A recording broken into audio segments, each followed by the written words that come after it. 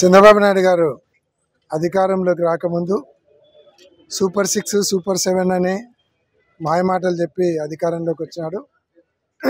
ఆ రోజు ఎన్టీ రామారావు గారిని వెన్నుపోటు పొడిచి ఆయన ముఖ్యమంత్రి కావడం జరిగింది. మళ్ళీ ఈరోజు 5 కోట్ల ఆంధ్ర రాష్ట్ర ప్రజలను వెన్నుపోటు పరిచి ఈరోజు ముఖ్యమంత్రి అయ్యి వాళ్ళందరికీ కూడా 1,51,000 కోట్లు అప్పు చేసి ఒక్క పథకం కూడా ఇవ్వకుండా, ఎవరికి కూడా 1000 రూపాయలు కూడా ఇవ్వకుండా ఈరోజు అందరికీ కూడా వెన్నుపోటు పొడిచినారు. అందుకే సంవత్సరం పూర్తయిన సందర్భంగా రాష్ట్ర ప్రజలందరినీ కూడా వెన్నుపోటు పొడిచినారు. కాబట్టి ఈరోజు కౌంటింగ్ జరిగిన రోజు దీన్ని వెన్నుపోటు దినంగా ఈరోజు అందరు కూడా సెలబ్రేట్ చేయడం జరిగింది. ఎందుకంటే సూపర్ 6 అన్నాడు, తర్వాత మహిళలకు 18 సంవత్సరాలు దాటితే 1,500 ఇస్తా అన్నాడు, తర్వాత రైతులకు 20,000 రూపాయలు ఇస్తామన్నారు.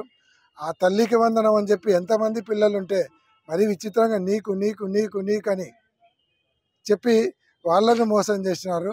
నిరుద్యోగ భృతి ఇస్తామని చెప్పి నిరుద్యోగులను మోసం చేసినారు. ఏదైతే ఉద్యోగులకు డిఏలు ఇస్తాము, ఐఆర్ ప్రకటిస్తాము, పిఆర్సి ఇస్తామని చెప్పి ఉద్యోగులను మోసం చేసినారు. ఆఖరికి చిన్న పిల్లలకు ఇచ్చేటువంటి వసతి దీవెన ఇవి కూడా ఇవ్వకుండా వాళ్ళను మోసం చేసినారు. అంటే దాదాపు 8 సంవత్సరాల నుంచి 80 సంవత్సరాలు ఉండేటువంటి వాళ్ళందరినీ కూడా అన్ని రకాలుగా మోసం చేసి వెన్నుపోటు పొడిచినాడు. కాబట్టి దీన్ని వెన్నుపోటు దినంగా ఈరోజు అందరం చేయడం జరిగింది. కానీ ఈరోజు ఒక ర్యాలీ చేసి వదిలిపెట్టేది లేదు. ప్రభుత్వం ఇవన్నీ చేయాలని ప్రభుత్వం మీద ఒత్తిడి తీసుకొని వచ్చేదానికి ఈరోజు ఇది ఒక శాంపిల్ మాత్రమే. ఇవన్నీ ఇంప్లిమెంట్ చేసి ప్రజలకు ఇచ్చినటువంటి వాగ్దానాలన్నీ కూడా నిలబెట్టుకునేంత వరకు కూటమి ప్రభుత్వం వెంట పడతాము. ప్రజల కోసం పోరాటం చేయడానికి మా నాయకుడు వైఎస్ఆర్ కాంగ్రెస్ పార్టీ అన్ని రకాలుగా సిద్ధంగా ఉంది. ఇది ఏ ఎక్స్టెంట్కైనా పోయి ప్రజలకు ఇచ్చినటువంటి హామీలు నిలబెట్టుకునేదానికి వాళ్ళ మీద ఒత్తిడి తీసుకొని వస్తాం. ఏదో ఈ సంవత్సరము ఈ నెల ఆ నెల వచ్చే నెల అని చెప్తున్నారు. కానీ ఒకటి మాత్రం మేము డిమాండ్ చేస్తున్నాం, పోయిన సంవత్సరానికి కూడా కలిపి ఇవ్వాలి. ఈ సంవత్సరం ఏ స్కీమ్ ఇద్దామనుకున్నారో పోయిన సంవత్సరాన్ని కూడా కలిపి ఇవ్వాలి. 1,500 లెక్క 18,000 ఇవ్వాలనుకుంటే 36,000 ఇవ్వాలి. తల్లికి వందనం ఒక్కొక్క పిల్లోనికి 15,000 ఇవ్వాలనుకుంటే పోయిన సంవత్సరాన్ని కలిపి 30,000 ఇవ్వాలి. ఇది మేము డిమాండ్ చేస్తున్నాం ప్రజల తరపున. కాబట్టి ఈరోజు ప్రజలందరూ కూడా ఎంత కలిసి వచ్చినారో, మహిళలందరూ కూడా వాళ్ళకు జరిగినటువంటి నష్టాన్ని వాళ్ళు ఈరోజు అక్కస రూపంలో చూపించినారు.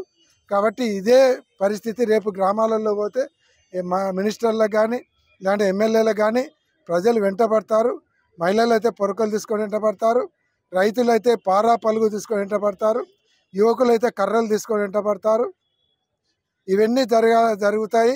కాబట్టి తొందరగా మీరు ఇంప్లిమెంట్ చేయకుంటే మీ ఎమ్మెల్యేలు, ఎంపీలు, మంత్రులు ప్రజల చేత దెబ్బలు తినే పరిస్థితి వస్తుందని మేము గుర్తు చేస్తూ ఉన్నాం. మా నాయకుడు జగన్మోహన్ రెడ్డి గారి పిలుపు మేరకు ఈరోజు వెన్నుపోటు దినంగా ప్రకటించి ఈరోజు మరి గౌరీగోపాల్ హాస్పిటల్ దగ్గర నుంచి కలెక్టరేట్ వరకు నిరసన ర్యాలీని చేపట్టడం జరిగింది. ఈ ర్యాలీలో పెద్ద ఎత్తున మహిళలు, మరి యువకులు, వృద్ధులు ప్రతి ఒక్కరు కూడా పాల్గొన్నారు. ప్రతి ఒక్కరిని వంచిన, మోసం చేసిన, దగా చేసిన చరిత్ర అయితే చంద్రబాబు నాయుడుది. అది మరొకసారి ఈయన ఈ 12 నెలల కాలంలో మరొకసారి నిరూపించుకున్నాడు. ఎందుకంటే ఆయన మేనిఫెస్టోలో సూపర్ 6 అని చెప్పినాడు. సూపర్ 6 అని చెప్పని ఇంకా ఒక 143 హామీలను గుప్పించి ప్రజల నుంచి ఆయన గెలుపొందడం జరిగింది.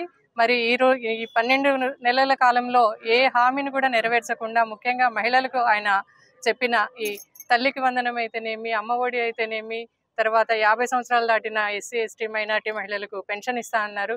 ఏ ఒక్క హామీని కూడా అమలు చేయలేదు. ఉచిత బస్సు అని చెప్పినాడు, సంవత్సరానికి 3 గ్యాస్ సిలిండర్లు అని చెప్పినాడు.